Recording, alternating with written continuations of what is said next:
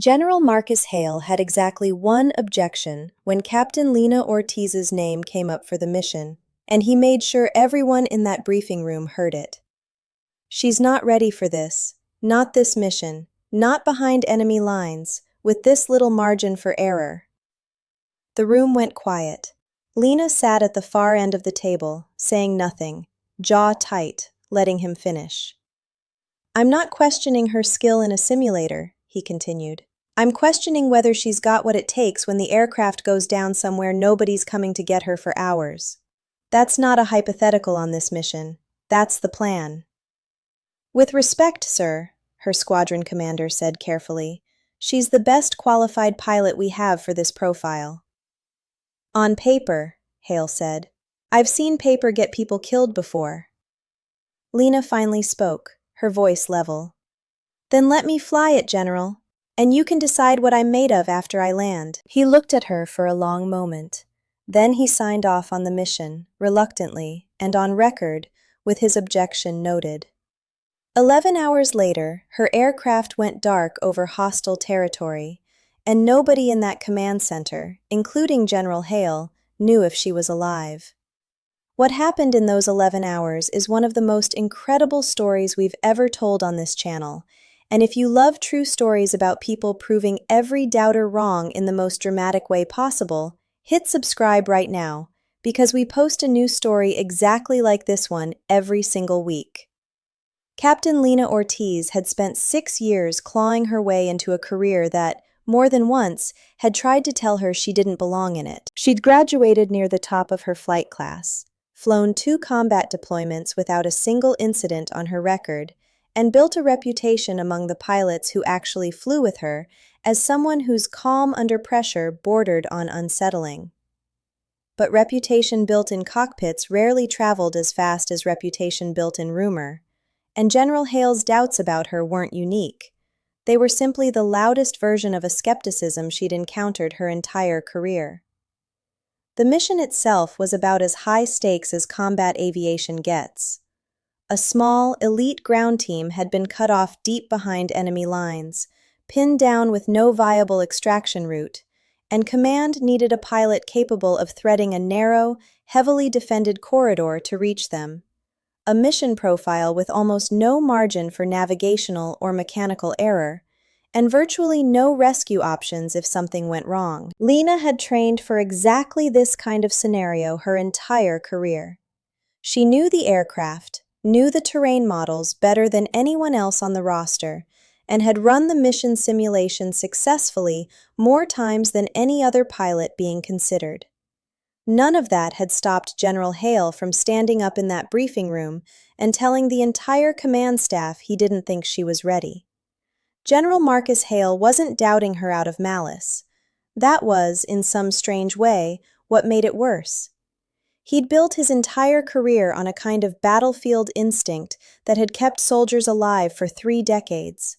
An instinct that told him, in his gut, when a mission was too dangerous for the person assigned to it. And something about Lena Ortiz, sitting quietly at that briefing table, calm in a way that read to him as inexperience rather than composure, had triggered every protective instinct he had. "I've seen good pilots freeze the first time the stakes get real," he said, addressing the room but looking directly at her. "Not because they're bad pilots, because there's a difference between flying a mission and flying a mission where the ground team's life depends on split-second decisions with no backup." "I understand the stakes, General," Lena said. "Understanding them and being tested by them are 2 different things, Captain." "They are," she agreed.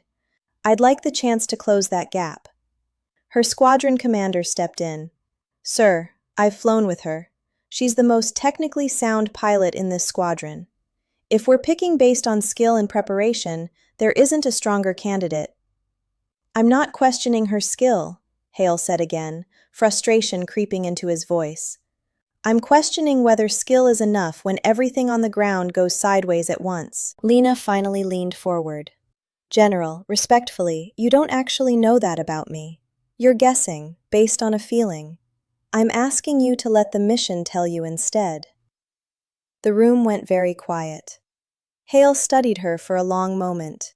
weighing 3 decades of instinct against the data sitting in front of him. Finally, he exhaled. Fine, you fly it. But I want it on record that I raised this concern, and if anything goes wrong out there, we're having a very different conversation. Understood, sir. If you love watching someone stare down every doubt stacked against them and refuse to blink, you're going to want to see how the rest of this mission unfolds. But first, go ahead and hit that subscribe button, because we tell stories exactly like this one every single week.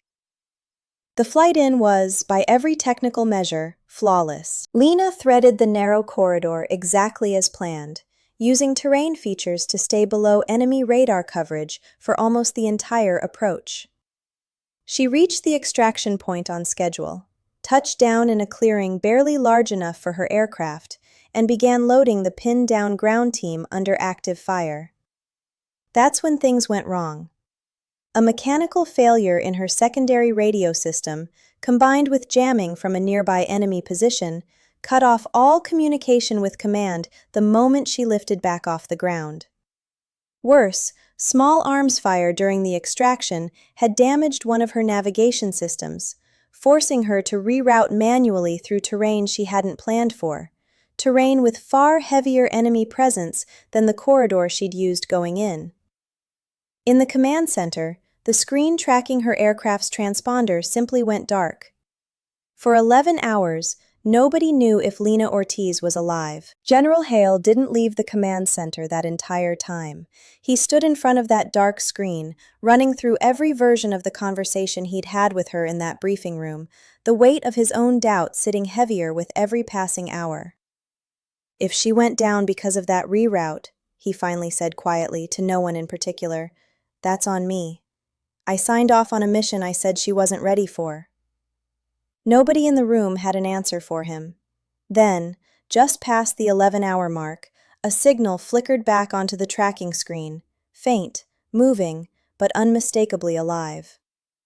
Lena Ortiz brought her aircraft down on the tarmac just before dawn, every person on the ground team still alive, still breathing, thanks to a series of decisions she'd made almost entirely alone, with no communication, no backup, and no room for a single mistake. She'd flown nearly 300 miles off the planned route, navigating by memory and instinct after her secondary systems failed, avoiding 2 separate enemy positions she'd only detected by sheer alertness, and executed a manual landing in conditions that would have tested even the most experienced pilots on that base. General Hale was waiting on the tarmac when she climbed down from the cockpit, exhaustion written across every line of her face.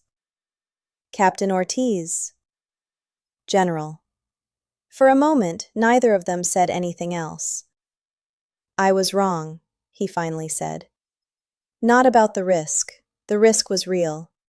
I was wrong about you. I appreciate that, sir. I've flown with, commanded, a lot of pilots in 30 years, he continued. I trust my gut. It's kept people alive more times than I can count.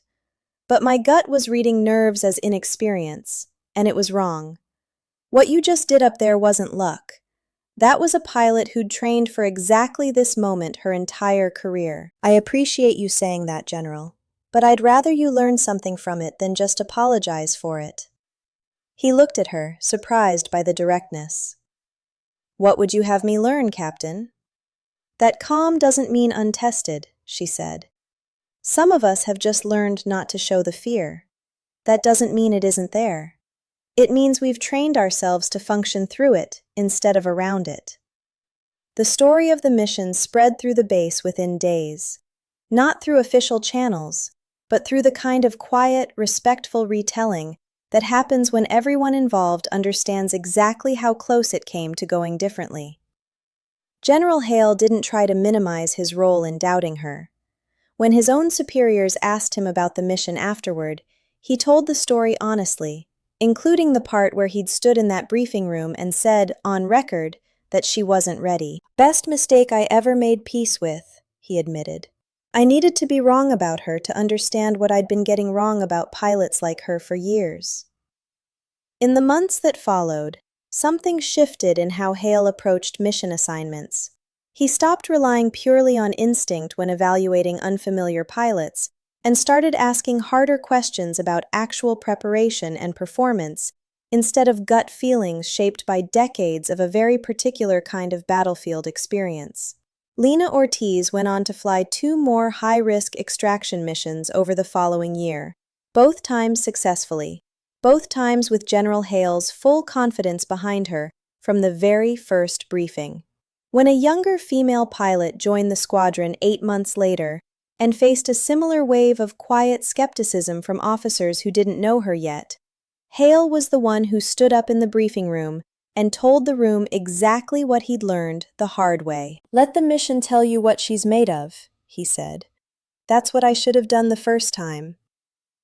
Here's a question for you. If you were General Hale, sitting in that command center for 11 hours not knowing if she was alive, would you have signed off on that mission in the first place? Or would your instincts have told you to hold her back, the way his almost did?